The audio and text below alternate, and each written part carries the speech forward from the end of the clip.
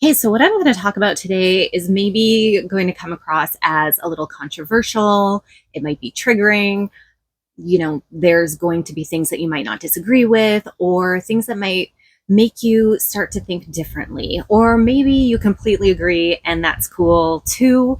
Either way, I wanted to put out this disclaimer because there have been a number of things popping up in my consciousness over the past couple days in particular, and I'm really feeling the need to talk about it. So that's where this is all kind of coming from, because right now I am in Latvia and we have just experienced the summer solstice. That was just yesterday. And the interesting thing is that Latvia is was one of the last pagan countries that resisted, assimilation by the Catholic Church and all of that sort of thing. However, it's really interesting to see how the pagan traditions have been woven into Christianity and where the country is today and what the rituals and everything kind of looks like. So I have to admit, I haven't been involved in a lot of the traditions and rituals yet because the Latvian country really celebrates the solstice on June 23rd and 24th, which coincidentally aligns with St. John the Baptist Day.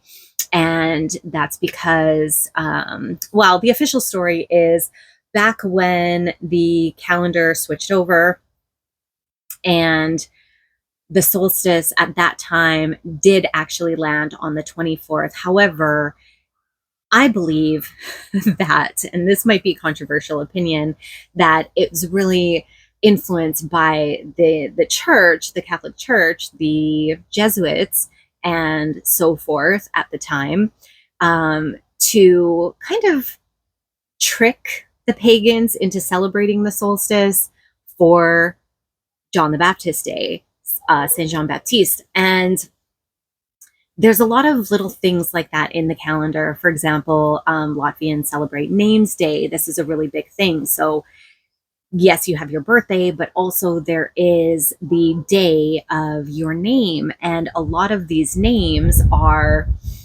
related to saints. So like, for example, Saint Martin's Day, Saint Patrick's Day, things like that. That would be like your name's day. And Giannis, which is on June 24th, Giannis Day, that name's day, coincides with John the Baptist. And I have a sneaking little suspicion that Giannis is the name for John, like that there's some alignment there. And anyway, so the whole country, yes, there are celebrations actually on the solstice and when that occurs and that night and that day. However, it's a national holiday. Like work is off for the 23rd and the 24th, specifically so people can celebrate the solstice and do those things for that day instead of the actual day of the solstice. And I've just been thinking about culture in general and traditions in general and the cycles of nature and how every culture in the world has been assimilated and denatured to some degree. And the traditions that are celebrated now have changed and been modified. And while, yes, there are still a lot of traditions and rituals that hold to the culture, you can definitely see that, it's really not that close to what it probably was back in the day. Like I said, this is probably going to be a controversial opinion. And, some people might get their feathers ruffled because, in certain countries and cultures, there is this feeling of wanting to really stay true to your culture and your traditions and the generations before you and nature, but I really don't think that that's all true, not to the degree that it used to be. Like there's definitely been, I've talked about this in other videos before, that there's been a denaturing of the human experience and of our souls and of our relationship with the realm that we live in. And it's just becoming very clear to me. Like, here's an example. Being in Latvia, celebrating the solstice, there are markets where, like local artisans and local craftspeople are presenting their wares, and that's really great. Like, I love supporting local. I love when people are being creative and presenting what that they want to share with the world, whether that's through food or drink or dance or art, something that they're creating, some sort of craft and good and service and things like that. However, what I'm seeing, like the market that we went to for Ligo Yani, which is how they call the solstice here, the days of the solstice, I should say, seemed very commercialized. And it was more about, it felt that it was more about the capitalism and less about the meaning behind a lot of, what's being put into the craft. And I see this in my country as well. So I'm from Canada, and on my mother's side, we are Cree. On my father's side, we are English. And, among other things, there's, of course, some spatterings in there as well. But I see these two cultures and kind of how they have shaped the country of Canada and where we are today. And I will be the first to admit, I did not grow up with traditions, really, from either culture, like not cultural traditions. I feel like a lot of the traditions that I grew up with were very commercialized, Hallmark, those kinds of things. And it's only been the past however many years that I've been reconnecting with my Indigenous roots. And I put quotes there because I'll get to that in a second. My other potentially controversial opinion that is really coming up. And I'm see also there where the traditions that are being celebrated by the Cree people that I am associating with, that I'm reconnecting with, have been denatured and have been colonized. And if that's what if that's the term that you want to use, I think that's a really accessible term right now. People understand what I'm saying when I say colonized. And an example is the sweat lodge. So I love the sweat lodge. It is such a sacred moment for me, and it feels like church, for lack of a better word.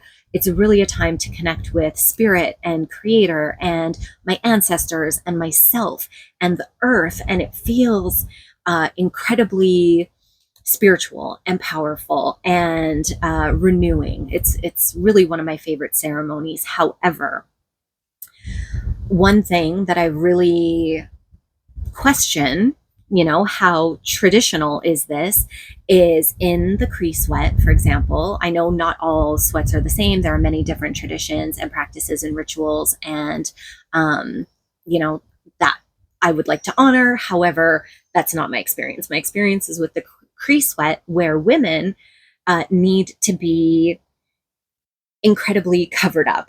Your shoulders should be covered, your chest should be covered, like nothing low cut.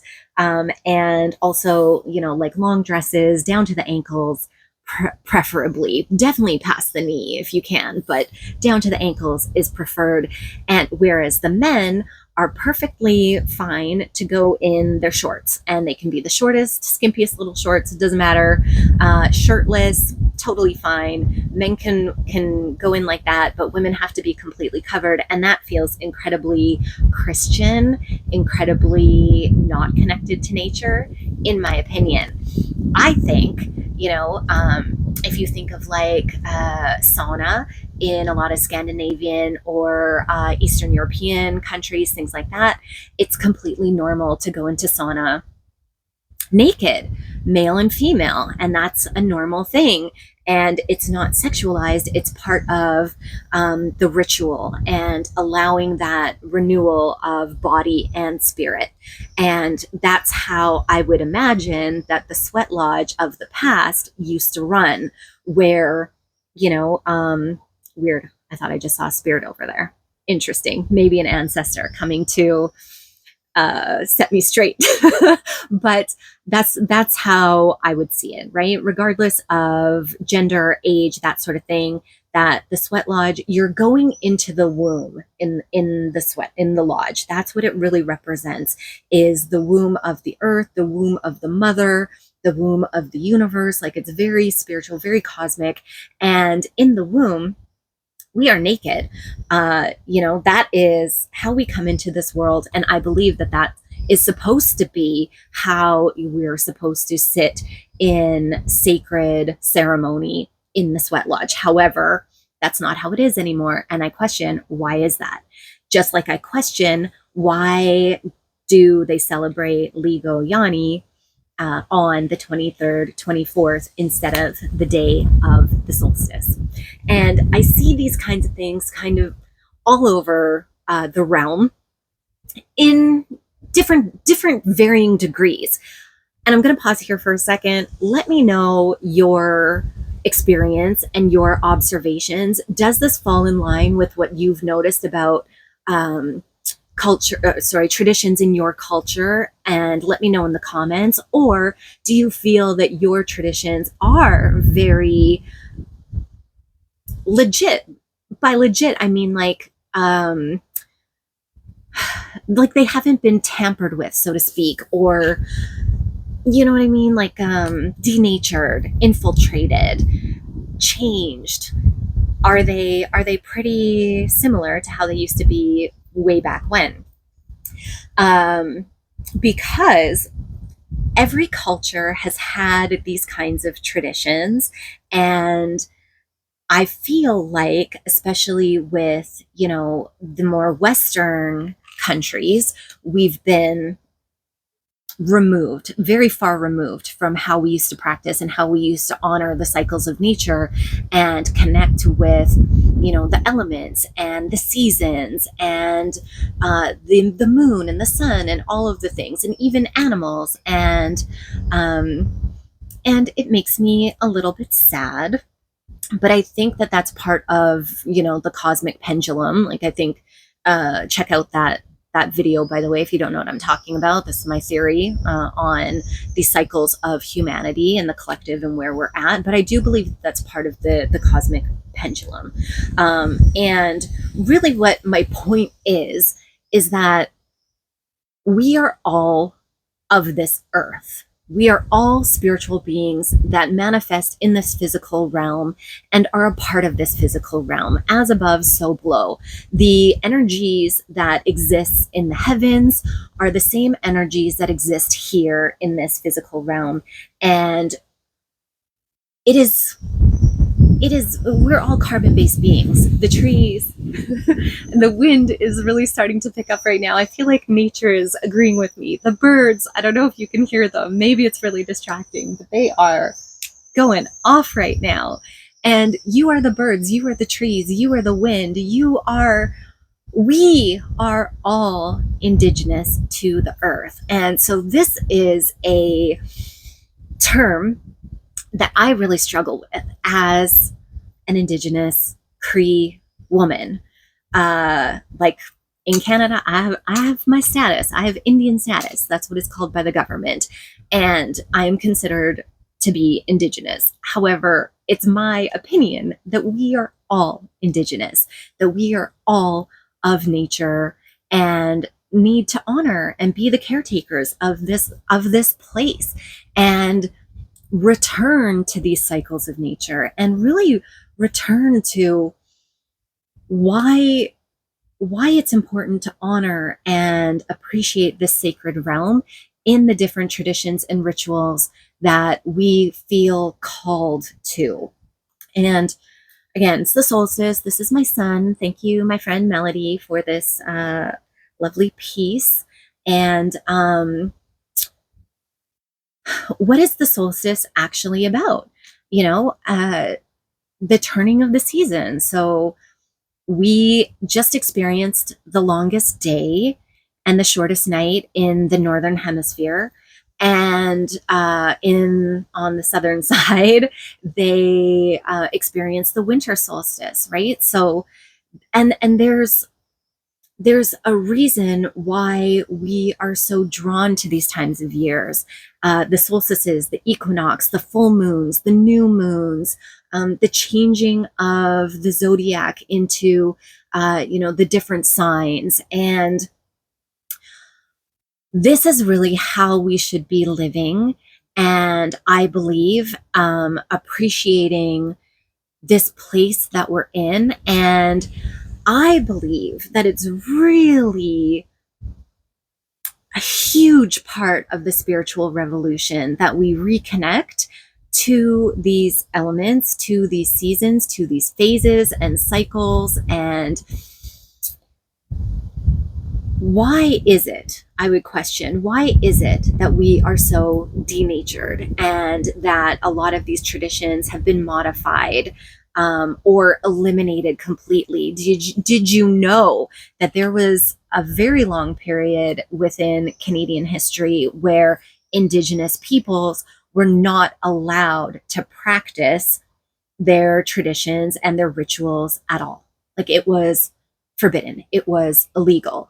And this is something that has happened all over the realm, where we see, whatever ruling factors, authorities, families come in and completely destroy the culture that they are overtaking, that they are colonizing. But I want to know, like, who colonized the first group of colonizers? Because if we are all of the earth and we are all part of this realm, then at some point we were all living in harmony and in the cycles of nature. But at some point that shifted. And I believe that that is the beginning of the spiritual war. That is the beginning of chaos, destruction, the dark forces, evil, whatever you want to call it, that came in here.